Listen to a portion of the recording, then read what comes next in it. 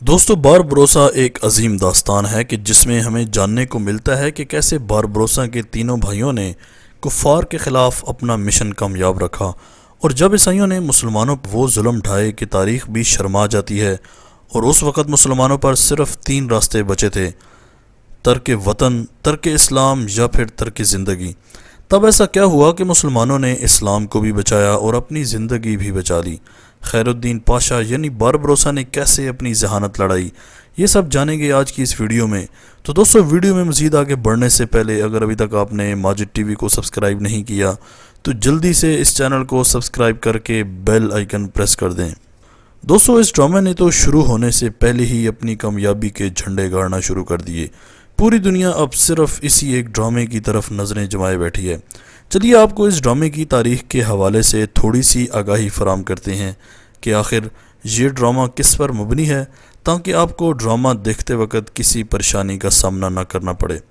دوستو ترک خلافت عثمانیہ میں کئی جاں باز گزرے ہیں جنہیں آج بھی تاریخ کارناموں کی وجہ سے نمایاں کرتی ہے۔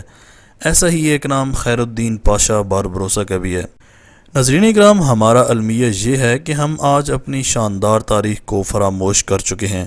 ہم انگریز اور یورپی لوگوں کے کارناموں کو تو جانتے ہیں مگر اپنے مسلم جانبازوں کی تاریخ کو بھول چکے ہیں، یا پھر ایک سوچے سمجھے منصوبے کے تحت ان عظیم شخصیات کی معلومات کو ہم سے بہت دور کر لیا گیا ہے۔ دوستو باربروسا اپنے وقت میں سمندروں کا بیٹا کہلاتا تھا۔ خیر الدین اپنی بہادری اور غیر معمولی ذہانت کی وجہ سے بحیرہ روم کے سمندروں میں خوف کی علامت سمجھا جاتا تھا۔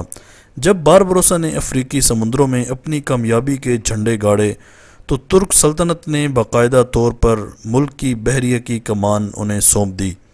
دوستو یہ سیریز 4 بھائیوں کی کہانی پر مشتمل ہے۔ ان چاروں بھائیوں کی تاریخ بہت ہی زبردست ہے۔ دوستو 15ویں صدی عیسوی میں یونان کے ایک جزیرے میں یعقوب کے نام کا ایک مسلمان ترک رہتا تھا۔ اس کے 4 بیٹے تھے: عروج، خضر، الیاس اور اسحاق۔ ان میں سے عروج سب سے بڑا بیٹا تھا۔ ان چاروں کا ذریعہ معاش تجارتی جہازوں کو ایک جگہ سے دوسری جگہ بحفاظت پہنچانا ہوتا تھا۔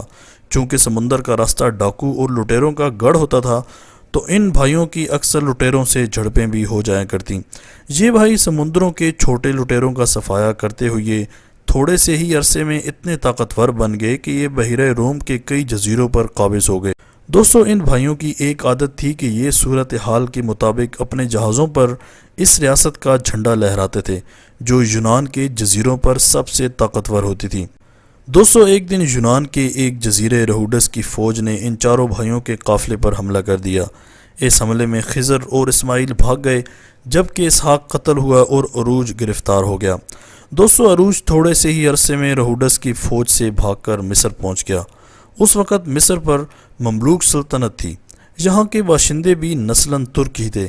دوستو عروج اپنی شہرت کے بلبوتے پر مملوک سلطنت کے سلطان محمد غوری سے ایک بڑا بحری جہاز حاصل کرنے میں کامیاب ہو گیا۔ اس نے دوبارہ اپنے بھائیوں اسماعیل اور خضر کے ساتھ مل کر اپنے نئے بحری جہاز کے ذریعے بحیرہ روم کے ان جزائر پر حملہ شروع کر دیا جہاں عیسائی ریاستیں قائم تھیں، کیونکہ دوستو اندلس کے مسلمانوں پر عیسائی حکومت کے ظلم کا بازار گرم ہو چکا تھا۔ یہ بھائی بڑی ہی کامیابی کے ساتھ چھوٹی چھوٹی عیسائی ریاستوں کو فتح کرنے میں کامیاب ہوتے رہے۔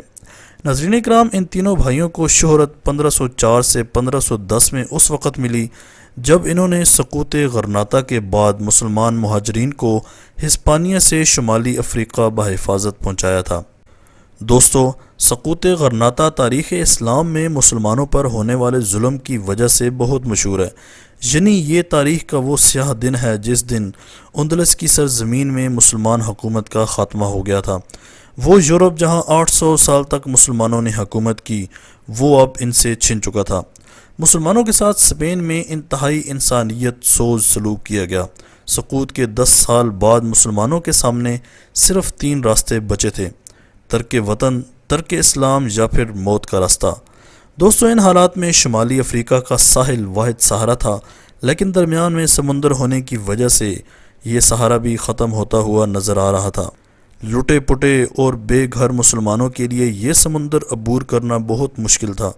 دوستو صرف ترک ہی وہ قوم تھی جو ان مسلمانوں کو اندلس سے شمالی افریقہ منتقل کر سکتی تھی۔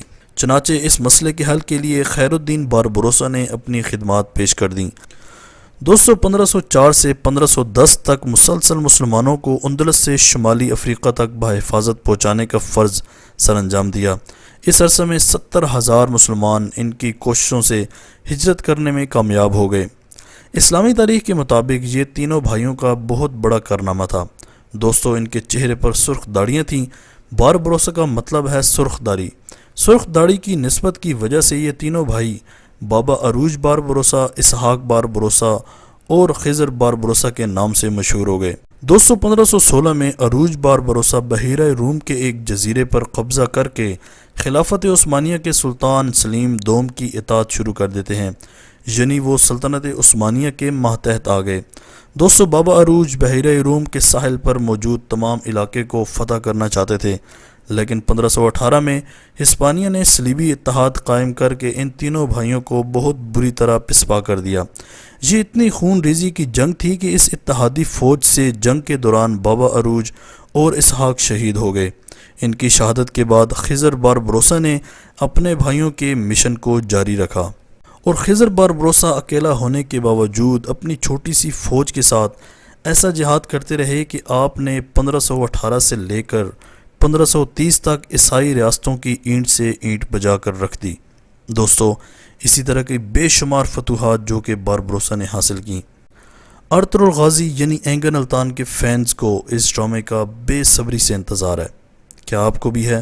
کمنٹ سیکشن میں لازمی بتائیے گا۔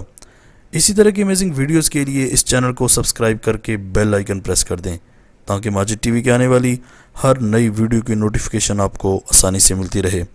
اگلی ویڈیو تک کے لیے اجازت دیجیے۔ اللہ حافظ۔